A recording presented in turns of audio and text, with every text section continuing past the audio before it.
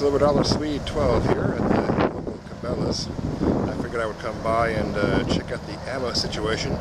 The shortages are so bad that they've had to resort to this method to deliver it.